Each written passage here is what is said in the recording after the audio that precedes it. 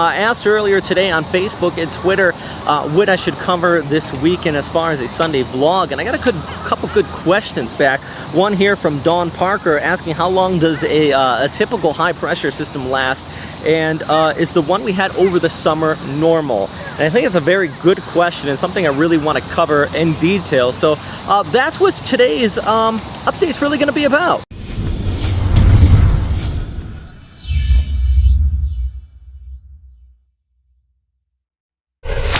Now to field the first part of that question, how long do high pressure systems typically last? Well, you have to ask your question, what kind of high pressure system is it? We have two of them. These migratory highs, which you typically see in the northern and southern hemisphere, in the mid-latitudes, especially during the spring and the fall. They move north to south, and that's why you have these big cold air masses out here in the western Pacific during the fall months and going into the winter months. We have these cold surges which dominate much of the East China Sea. Those are the migratory highs. Those last on order of days, maybe a week tops. What happened this summer was the combination of several semi-permanent high pressure systems. We had the Western Pacific high over the Western Pacific and the Tibetan high, an upper level feature located over Eastern Asia.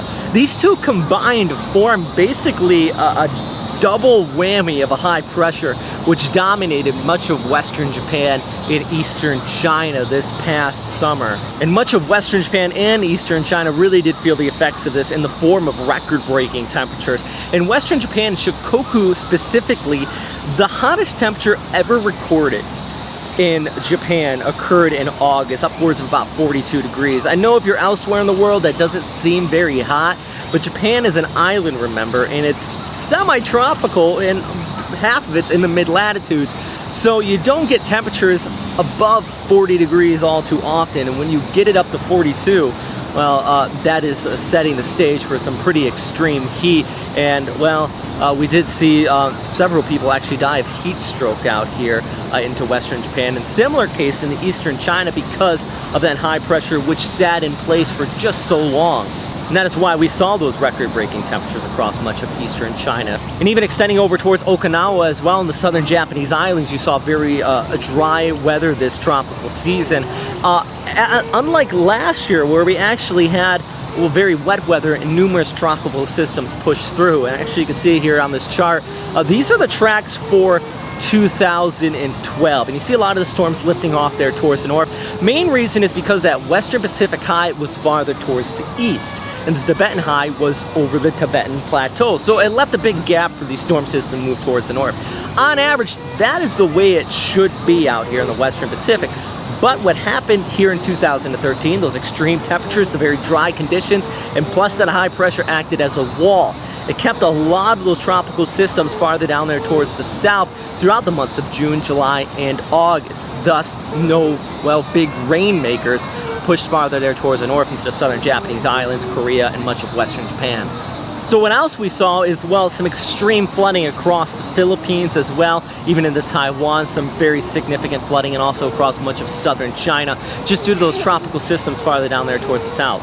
Now, it wasn't just the tropics that saw an absurd amount of rainfall this tropical season with the dry air into much of central China and western Japan, but also on the northern periphery of that high pressure system, we had that moisture wrap around towards northeastern China, portions of Korea, and also the far east of Russia, with some of the worst flooding in over a century in this area. The Heilongjiang River saw, water levels cresting to an unprecedented height, trained between the border of China and Russia, basically just cut off as this river just submerged a lot of neighboring towns. So a very serious situation occurring there because of the same weather setup occurring across much of Eastern Asia and the Western Pacific. And with that said, it even extends farther out from there, and you can associate it with global warming and climate change with these high amplitude troughs and ridges basically occurring more now than they have in the past because, the Arctic areas are warming up. They're several degrees warmer than what they were 100 years ago. And while this is causing the amplitude of these troughs and ridges in the jet stream to become more significant even during the summer months. Where typically in the summer months, they are not, even apparent at all, and they're also usually much, much farther towards the north. Main reason why we are seeing those amplitudes in the troughs and ridges, think of it as a river. If you have very cold air and very warm air, or a very low-lying area and a very high elevation area, the water in a river is going to run straight down the hill. It's going to be very fast, and you're not going to have very much, well, meandering in it. Now with the case, what we are seeing in the Arctic is, well, the Arctic warming up, and the temperature gradient between the Arctic and the tropics is becoming less apparent, and thus, well, that high amplitude troughing and ridging in the jet stream is becoming more apparent, and that is why we're getting these very, very significant heat waves across much of the northern hemisphere. It's not just the western Pacific and eastern Asia. Into the 2012 winter in the northern hemisphere, it was the warmest winter on record. We also saw record-breaking heat across much of Europe this past July and August in 2013.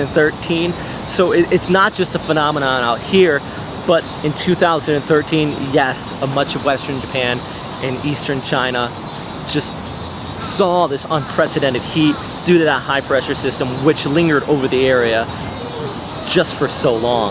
Now, is this going to become the new normal? These extreme heat waves and extreme weather patterns are very well going to be something in the news more often as we go into the future.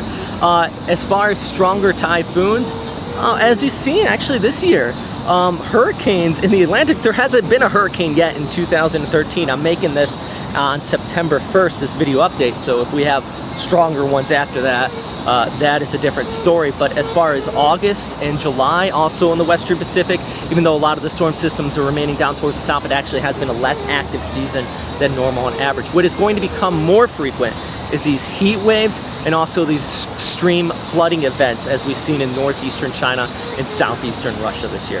But that is all hypothetical. I am no climatologist, I'm a meteorologist. If you want to check out some more sources, there is plenty of information out there on this exact topic. But thanks for asking that question, Dawn, a very good one.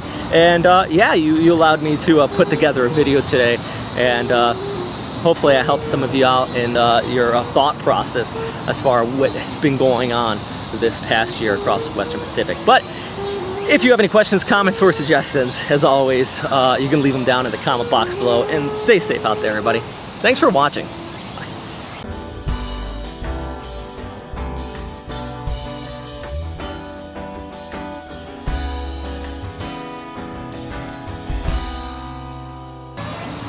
I don't know if you can hear it, but in the background, I got the cicadas all around me. It's the middle of summer in Japan. Plus, yeah, I'm pretty sure you can hear the saxophone playing back there. He started halfway through my video. I didn't feel like moving. So, there's that as well. Anyhow. Yep. Okay. Southern China, just due to those tropical systems farther down there towards the south.